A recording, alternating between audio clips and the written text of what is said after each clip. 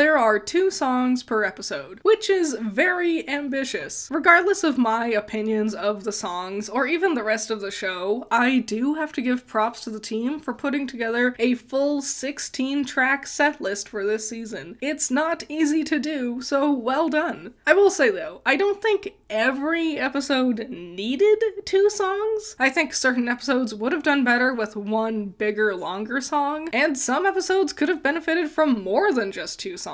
And some episodes I think could have had the 2 songs be back-to-back with each other. It feels like they structured the episode's plot beats around the 2 song placements in the 2 halves of the episode. And I wonder if that restricted them a little bit. I hope with season 2 they play around with their song amounts and episode placements a little bit more. So now, to talk about the songs themselves, there's only one good way to do this. I'm going to rank all 16 songs from worst to best.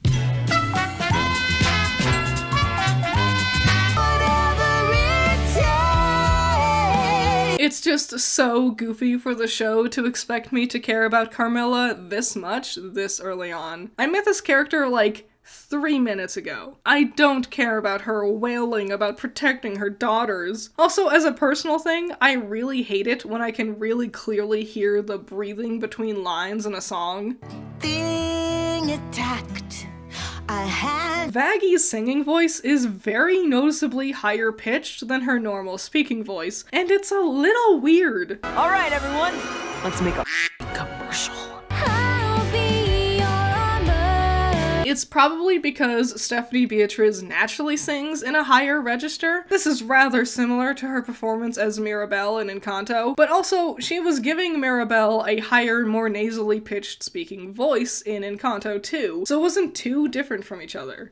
Just tell me what it is! There's nothing to tell. You're obviously worried about something. I'm waiting on a miracle, a miracle. Similarly with Carmilla, I think it's just a little silly to have Vaggie singing this big song about wanting to protect and help Charlie. I like the idea in theory, but the actual episode didn't do a good enough job setting up the idea that there was anything for Vaggie to be worried about. At least the visuals with Vaggie are fun. She runs around, climbs the hotel, jumps to the radio tower. It's cool, but Carmilla's half is so boring. It's just a close-up on her dumb face, and all I ever look at are her goofy earrings that hang off of her hair because she doesn't actually have ears. Such a boring use of your visual medium for this song. Overall, this should have just been a Vaggie song. Cut out Carmilla and establish Vaggie's plot better. I love you more than anything. This song is so short that I actually wasn't even sure it counted as one of the episode's songs. I really like the visuals for this one, and I like the idea of Charlie and Vaggie having one last moment to reassure each other before the battle against Heaven. But like, why did they reprise the song Charlie sang with her dad? I know the gist of the song doesn't specify familial love or romantic love, but like, I don't know. As I was watching the scene, I was just suddenly reminded of Charlie and her dad jumping around hugging each other. Why not reprise Whatever It Takes? The only other song Vaggie had sang and was specifically about her wanting to support Charlie. Whatever. Welcome to heaven. Oh.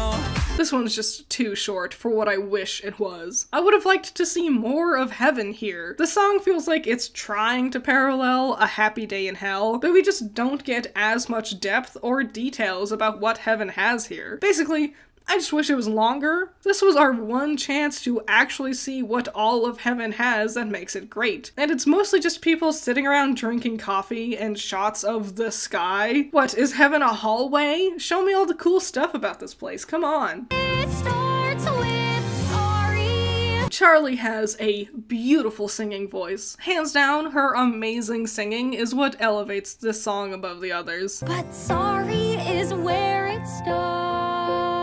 But, Serpentious doesn't. Forgive a dirtbag like me. So I appreciate that he's staying in character with this song. Like I was saying with Vaggie earlier, when their singing voices is noticeably different from their speaking voices, it can be distracting, but hot damn. I was listening to the soundtrack as I was walking to the store, and Serpentious just totally took me out of it. Also, it's too short and quick for being the thing that convinces me Serpentious actually wants to be redeemed now. We could have cut this one, honestly. You're like the child that I wish that I had.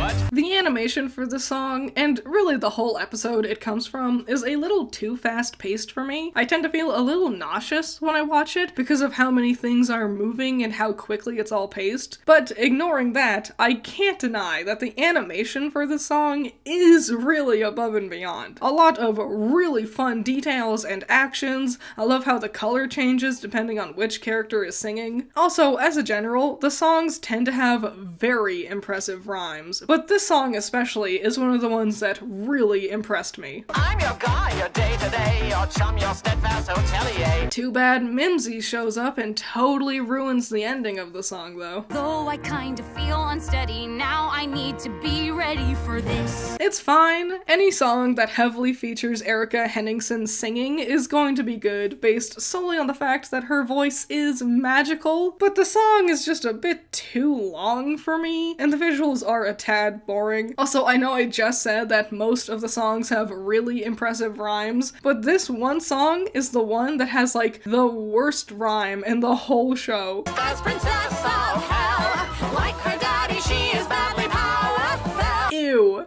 Terrible rhyme. This is the last song on this ranking though that would count as I don't want to listen to this song in my free time. The rest of them I would totally listen to again. Tell me that you didn't know. Like I already said, Charlie's singing voice is fantastic, and here Emily's singing voice matches her perfectly. That's why the absolute best and most memorable part is at the very end of the song when they duet with each other. Also, the lyrics of them grilling Heaven for being hypocrites really hits hard. If hell is forever, then heaven must be a lie. However, I feel like the rest of the song is kind of all over the place. We bounce between like 3 different rhymes and rhythms. Don't you care, Sarah? What are we even talking about? I don't need your condescension. I wonder if this was actually supposed to be 2 different songs, but they got stitched together into one bigger one. Personally, I would have preferred if we just axed Welcome to Heaven, since it barely even showed us heaven at all, and expanded this song way more. Maybe making 2 songs being sung back to back even. It's very ambitious, and the visuals really elevate the whole thing above and beyond, but I think it needed to just be a bit more refined. More than anything.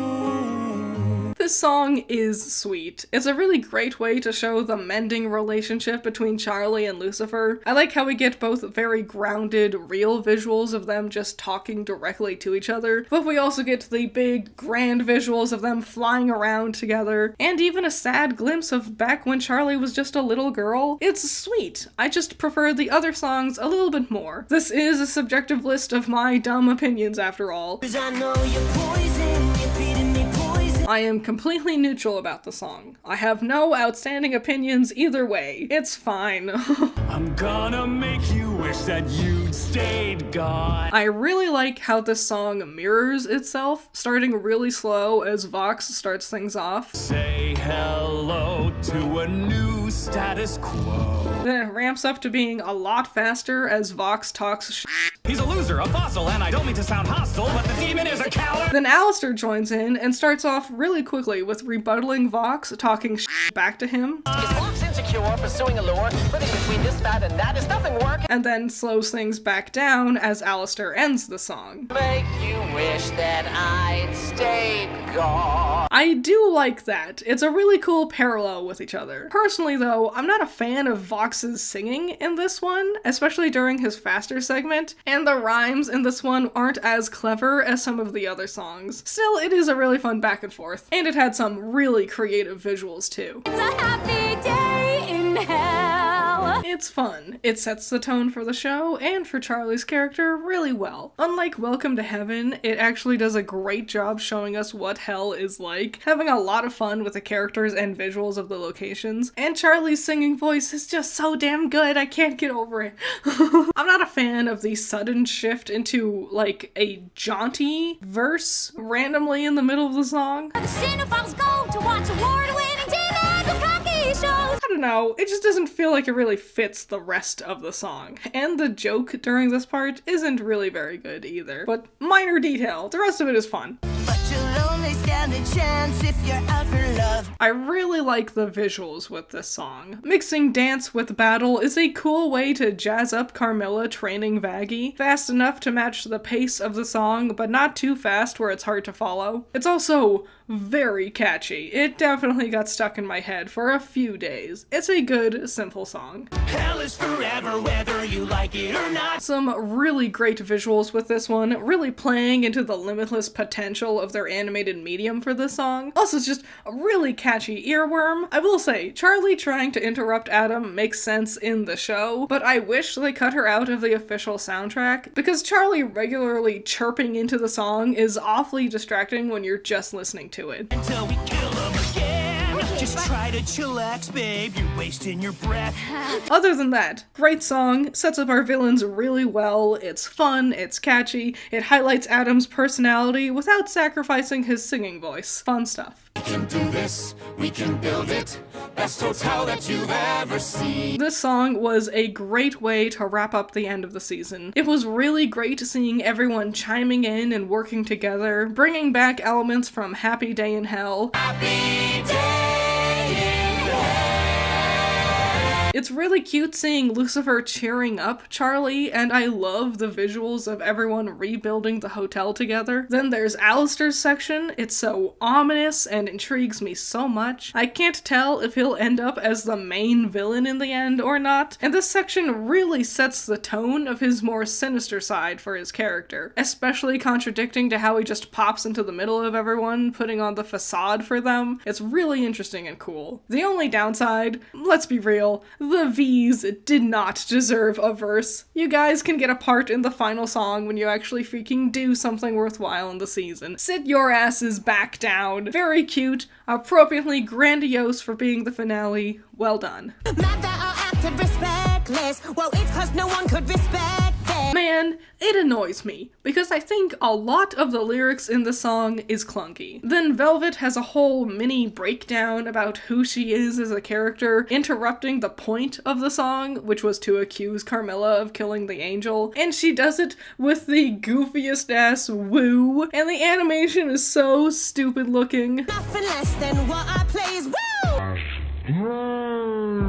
But hot damn, this is one of the catchiest songs I've ever heard. I honestly wish it was a lot longer because I really like it. I would have loved to see a bigger back and forth between Carmilla and Velvet here. And I am so damn impressed that they came up with so many lyrics to rhyme with the word respectless. One thing I'm starting to suspect is you know why this angel's headless. I just can't stop listening to it. It's so catchy. Loser, baby, a loser, goddamn baby. Keith David is such a treasure, and he does a phenomenal job with this song. Not to knock Blake Roman as Angel Dust either. The two sound great together when they duet. I really like the way the song approaches Husk talking to Angel about his problems, because when you're hurting like Angel is, having someone tell you everything will be okay is never really helpful, so having Husk turn it on its head and instead talk about how they've both been f***ed over by the people they sold their souls to not only gives them something in common so they can better relate with each other, but also makes the premise of the song more interesting than the usual cheer up kind of songs. So then when the song does turn towards the lyrics that are meant to make Angel feel better, it feels a lot more natural and hits a lot harder. Like how Angel doesn't actually start singing until after Husk validates who Angel already is. It's okay to be a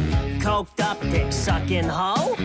baby, that's fine by me. I think my favorite lyric is at the very end of the song. Husk drops this absolute bombshell of inspiration. Time to lose yourself, loathing, excuse yourself, let hope in, baby. It's so sweet. The visuals for the song is also a 10 out of 10. They really play around with doing something stylish and cool, and I absolutely love it. Not only the big flashy neon moments, but also just seeing the characters dancing together is a treat. I love this song so damn much. I've been listening to it nonstop since episode 4 came out. In fact, I theorize that they dropped the first 4 episodes all at once because they knew this song was going to be the big hit for the show. It's smart, it's fun, it's sweet, and I love it. At least I know I'm not alone. You're a loser just like me.